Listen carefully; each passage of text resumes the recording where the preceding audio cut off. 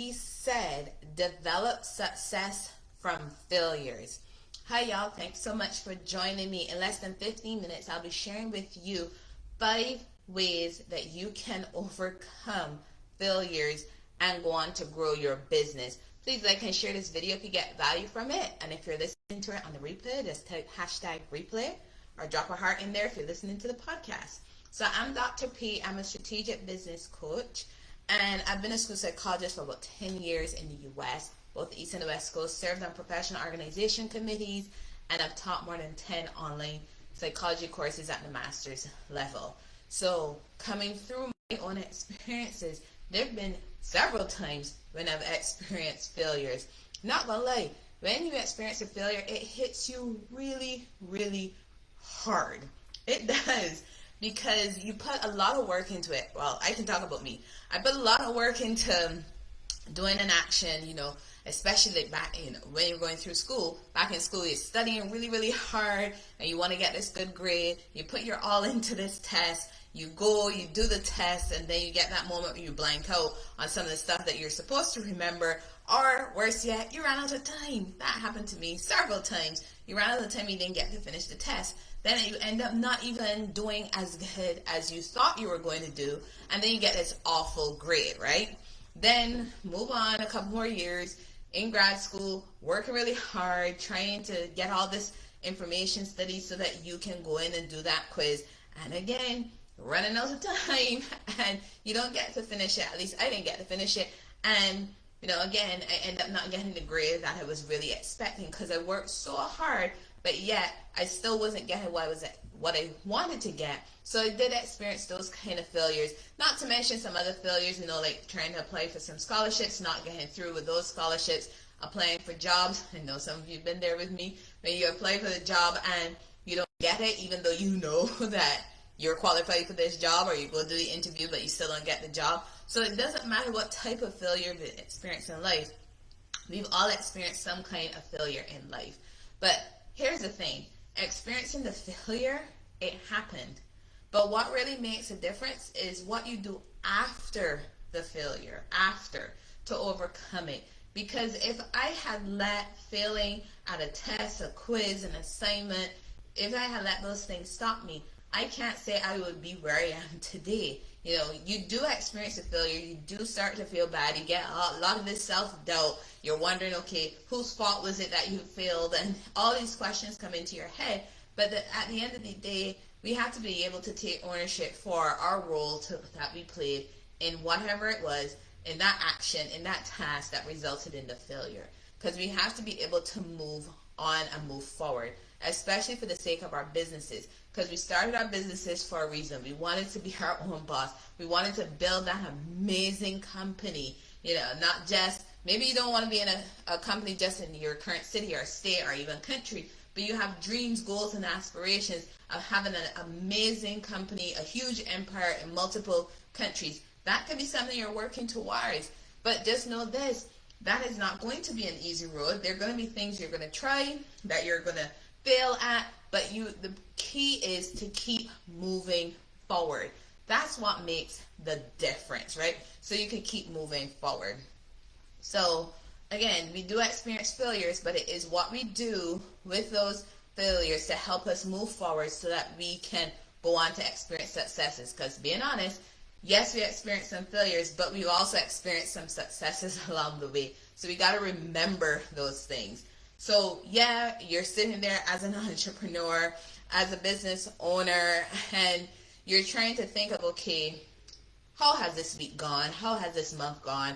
And you start looking at the targets that you had in mind and the metrics that you set out, and you're reviewing it, and you're also looking at all the bills that are piling up. Hey, Julia, you're looking at all the bills that are piling up, and you're telling yourself, should I continue in this job? Should I continue in the job of building my own business, or should I go back to that 9-to-5 that I really can't stand?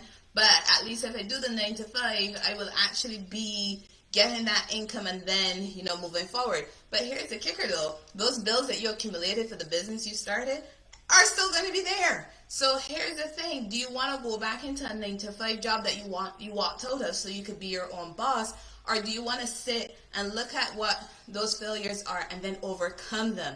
That's what makes the difference. You have to overcome those failures so that you can keep moving on. Because you don't really want to go back to that 9 to 5, right? Do you? Do you really? Probably not. So we got to look at how we can overcome the failures.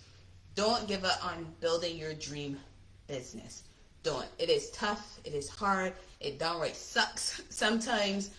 But you also get some amazing successes, and you see that revenue coming through, and you get to smile because you're excited and you can celebrate. So yeah, we got to take the good with the bad as business owners.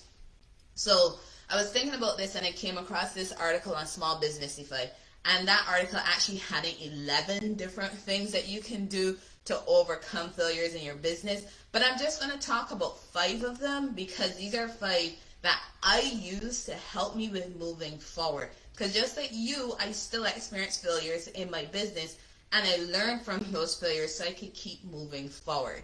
So one of the first ones I want to really throw out there is brace for the failure. You have to brace for it. Do not start your business thinking you're never going to fail. Because if you go into your business with that mentality, when you experience your very first failure, it is going to hit you, and hit you so hard because you're not ready for it. So be ready for the failure. I'm not saying dwell in negativity. I'm saying be realistic. With the good also comes the bad. So if you open your mind to the fact that there is a possibility that the campaign that you're running, that the person you just hired, that the partnership that you just went into, that there's a possibility that something can go wrong, you're preparing yourself for it. And better yet, having a backup plan, some type of contingency plan, so that you can keep moving forward. The point is, you have to be prepared for a failure. Don't be a la-la land thinking everything will always be great. Because if you do that, when the failure comes, you're going to not be able to handle it very well. So be prepared for your failure. Second one, own your actions. Accountability is necessary, and it's a necessary part of progress. I'm not talking about nitpicking and micromanaging. I'm talking about being accountable for your own actions. We have to be accountable for our own actions. That is a part of progress. That is a part of moving forward, right? So we have to be accountable for our own actions. And being accountable means taking ownership of the role that you played in the failure. Yeah, seriously. I'm talking about taking ownership in the role that you played for the failure. Now, some of you might be going, that was nothing to do with me. That was somebody else. That was my partner's fault. They went about it wrong. That was the virtual assistant's fault. That was the marketing company's mistake. That's what they did wrong. It was the post office. Facebook decided to do something weird and shut me down. Google didn't do this, didn't do that. Here's the thing, though. You have to take ownership in the role you played in that failure, because you were a part of the planning process that was related to your partner, that was related to the marketing company's campaign that the marketing company was running. Whatever you put out on Facebook, whatever you're putting out on Google, whatever the virtual assistant was supposed to be doing, you played some role in that process. So you have to take ownership for that as well. And then look at what you did, what else you could have done differently, and then implement the done differently, those alternatives, to see what the outcome is going to be. Because that's another way that we can overcome the failure. Sitting down and throwing blame and pointing fingers, come on. Remember when you were working in a corporation, in an organization, or even in a school district, and you get to one of those type of situations where nobody wants to take ownership, and it was his fault, her fault, their fault, and everybody's just pointing fingers? Where did that get you? Where did that get your team? Where did that get your organization? It didn't get y'all anywhere. If you think back really hard about what happened, what made a difference is when people started owning their own actions and their own role in why the failure occurred. So that's another reason, another way that we can actually move forward and overcome failures. Take your own responsibility for your action you played in the failure. I know it sounds weird, but own up to what you did. The third one is stop self-doubt And stop thinking that you shouldn't be believing in yourself is what I should say. Because at the end of the day, we have to believe in ourselves. We do. We have to believe in what we're doing. We started our business for a reason. Yes, there are going to be tough times, but we have to believe in ourselves. And the self-doubt is going to be a part of it. You're going to be like, oh, maybe I shouldn't be doing this. This is not a good thing for me. And that one single person who told me I shouldn't be doing this, we start listening to that person. No, we need to stop. We need to stop that and actually be believing in us. That is what we need to be doing. Believing in us, believing in yourself, so that you can continue moving forward.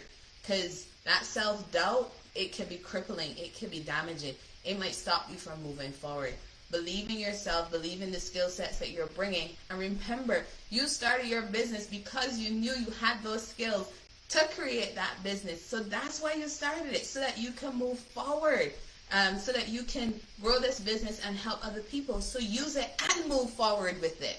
So those are 3. So the 4th one now is focus on your vision for your business, right? Kind of goes along with believing in yourself. So focus on your vision for your business. Because again, you started your business for a reason. And whatever that why is for your business, that is connected to your vision. So you're looking at your vision and you're looking at the actions you've been taking. And you have to ask yourself, are the actions you're taking aligned with the vision you have for your business?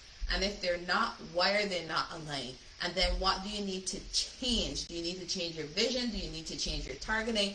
What about your actions? What about the results you're seeing do you need to change? So focus on your vision, because then that's going to help you with developing some goals and putting a plan into place so that you can keep working on it and moving forward.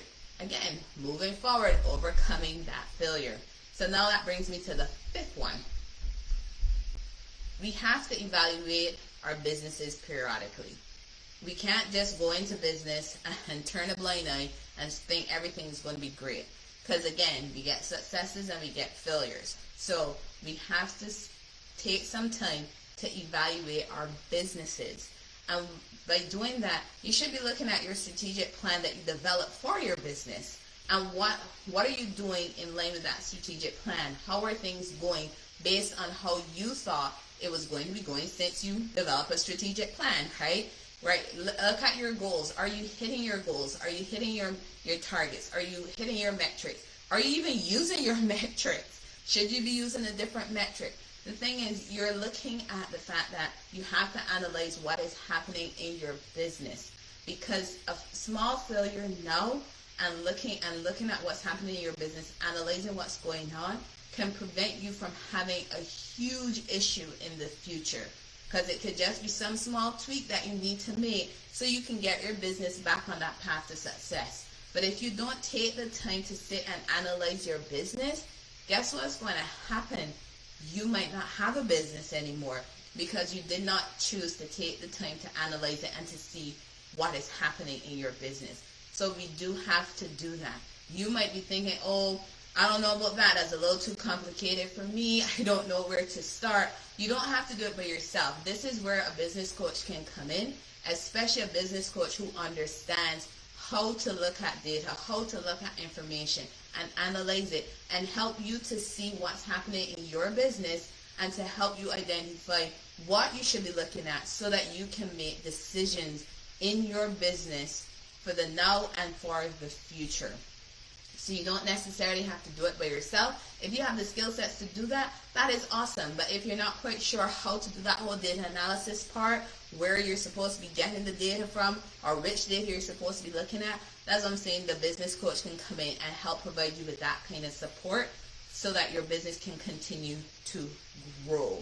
So those are the 5 ones that I really want to focus on. Like I said, Small Business Unify has 11 of those things that you could do to overcome failures in your business. You can send me a DM and I can send you the link to that article so that you can review them and see if the other 6 also hit home with you. But like I said, I just want to mention the 5 because those 5 are 5 that I actually use and help me to move forward when I experience some challenges and some failures in my business. So Remember, solutions plus actions equals results. Thank you so much for joining.